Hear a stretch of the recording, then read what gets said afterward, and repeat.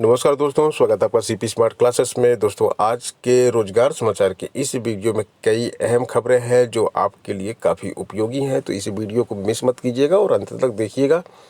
Video को like और share जरूर कीजिएगा। तो सबसे पहले हम बात करते हैं जूनियर एडेड शिक्षक भर्ती की। तो जूनियर हाई स्कूलों में जो शिक्षक भर्ती हो रही है वो मेरिट से भर्ती होगी, लेकिन विषयवार आरक्षण के चक्कर में भर्ती उलझी पड़ी है।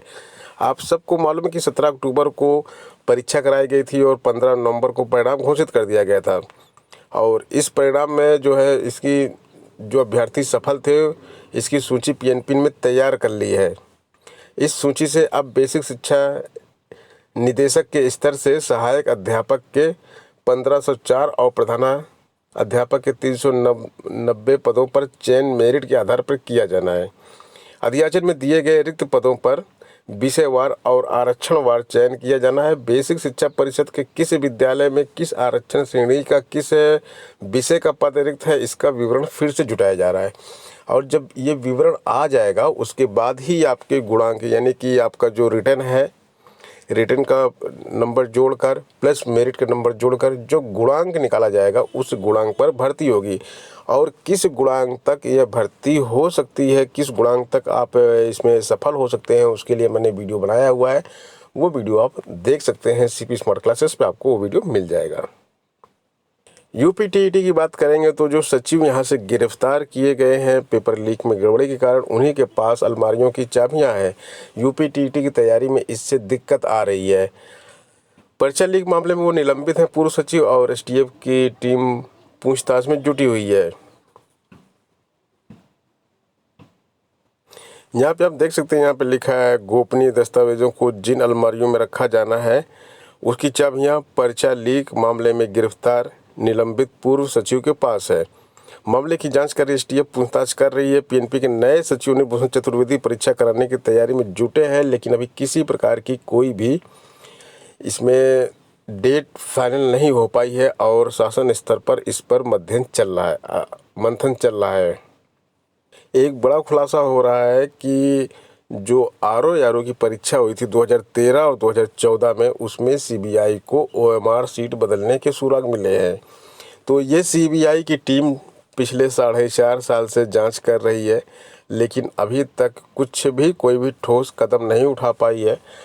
और योगी जी की सरकार आई थी तो ये टीम बनाई गई थी उत्तर प्रदेश लोक सेवा आयोग में की गई, अखिलेश शासन में की गई भर्तियों की जांच के लिए, लेकिन इनकी केवल जांच ही होती रही है। बीच बीच में समाचार में खबरें आती हैं सरकार जाने वाली है, 5 साल हो गए। अगर 5 साल में भर्तियां की गई तो जांच के जब 5 साल या 10 साल आप ले लेंगे तो फिर कहाँ पे, जब टाइम बीत जाता है तो गुनाह बेअसर हो जाता है। अगर कोई गुनाह हुआ है तो उसकी तत्काल सजा होनी चाहिए। धीमी जांच से छात्र असंतुष्ट हैं। 5 साल से लगातार टीमें जांच कर रही हैं। कुल 600 भर्ती परीक्षाओं की जांच की जा रही है। 5 वर्षों में पीसीएस 15 से 10 के मामले में 2 एफआईआर दर्ज की गई। प्रतियोगी छात्र संघर्ष समिति के अध्यक्ष अवनीश पांडे का कहना है कि अगर इसी रफ्तार से जांच चली तो न्याय मांगने वाले अभ्यर्थियों की उम्र निकल जाएगी और कुछ नहीं होगा। तो मैं भी यही कहता हूँ, इसमें कुछ नहीं होने वाला है। ये केवल सरकारों का एक छात्रों को उलझाए रखने का एक तरीका है। और आप एक चीज़ और नोट कर लें, उत्तर प्रदेश लोक सेवा आयोग से जो एसडीएम, डीएसपी या फिर किसी भी पद पर तैनाती पा चुके हैं उसमें से किसी को रिवर्ट नहीं किया जाने वाला है। ये सब केवल और केवल आपको उलझा के रखने के लिए है।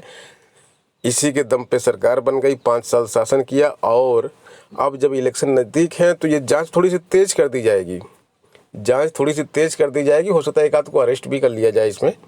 अभी आने वाले दिनों में आप देखेंगे कि एक आध को इसमें अरेस्ट किया जा सकता है, किसी अधिकारी को अरेस्ट किया जा सकता है, किसी को निलंबित किया जा सकता है, जिससे कि ये चीज़ पब्लिक में, छात्रों में, बेरोजगार छात्रों में ये चीज़ जाती रहे कि हाँ, सख्ती की जा रही है, जांच की जा रही है। अगर दोबारा सरकार आई तो इस जांच को ज़रूर एक मुकाम तक पहुंचा दिया जाएगा। लेकिन जब तक वो दोबारा सरकार रहेगी 5 साल तक, तो फिर वही 5 साल तक काम करेगी धीरे धीरे, और उसके बाद 10 साल में तो आप ओवरेज हो जाएंगे। आप इसमें 30 साल ईयर के होंगे, 31 साल 32 साल के होंगे, और अगले 10 सालों में आप 42 साल के हो जाएंगे, परीक्षा से बाहर हो जाएंगे, आप किसी भी परीक्षा में बैठ ही नहीं पाएंगे। तो जांच का क्या फ़ायदा।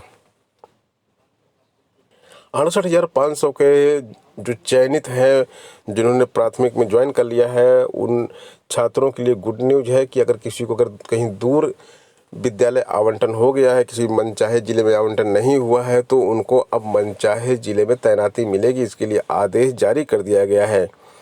सुप्रीम कोर्ट के आदेश के बाद बेसिक शिक्षा विभाग के प्रमुख सचिव दीपक कुमार ने विभाग के निदेशक और परिषद के सचिव को अभ्यर्थियों से पुनः तैनाती विकल्प लेकर कार्रवाई के निर्देश दिए हैं। तो 68,500 में आपको बता दें कि 42,000 की छात्र चयनित हुए थे। उसके बाद उत्तर पुस्तिका की जांच पर सवाल उठे थे। हाई कोर्ट के आदेश पर सरकार ने उत्तर पुस्तिकाओं की दोबारा जांच कराई तो करीब 6,000 अभ्यर्थियों का और चयन किया गया था।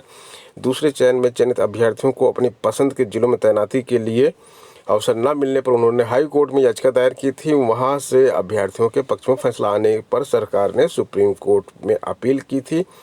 सुप्रीम कोर्ट ने सरकार को आदेश दिया कि ACC ऐसे अभ्यर्थियों को उनकी पसंद के जिले में तैनाती का अवसर दिया जाए। जो आदेश दिया गया तो उसमें लिखा है कि SC अभ्यर्थियों को उनकी पसंद के जिले में तैनाती का अवसर दिया जाए। साथ ही OBC और सामान्य वर्ग के अभ्यर्थियों से 3 विकल्प लेकर उन्हें किसी एक जिले में उसमें तैनाती का अवसर दिया जाए। तो OBC और SC 3 में से किसी एक जिले में जाएंगे। अपनी पसंदीदा के 3 जिले आप चयनित कर लीजिए जो आपके घर से नज़दीक हो या फिर सुविधाजनक हो, जैसा भी हो। और SC कैटेगरी के छात्र तो जिस जिले में चाहेंगे उनको उसी जिले में तैनाती अब मिल जाएगी।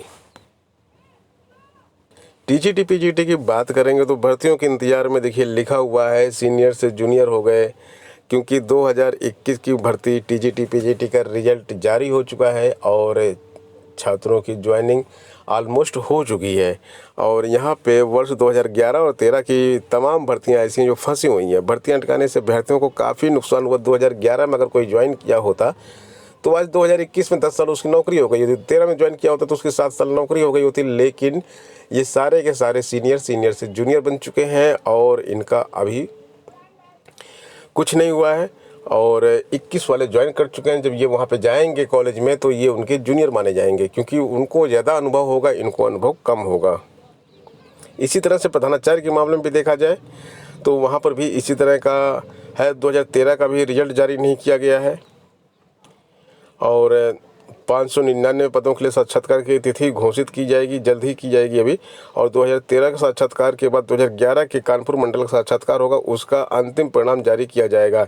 तो 11, 13 और जो है 11, 13 और 14 का 3 भर्तियां प्रधानाचार्य की रुकी हुई है। TET के परीक्षा केंद्रों में जो है इसके लिए गाइडलाइन जारी की गई है। कल मैंने इसको आपको वीडियो के माध्यम से बता दिया था, लेकिन इसमें हम ज़्यादा चर्चा नहीं करेंगे। बस खाली आप इतना जान लीजिए कि शासन की तरफ से जिला अधिकारियों को एक पत्र भेजा गया, शासनादेश जारी किया गया है कि आप दोबारा जो है उन परीक्षा केंद्रों का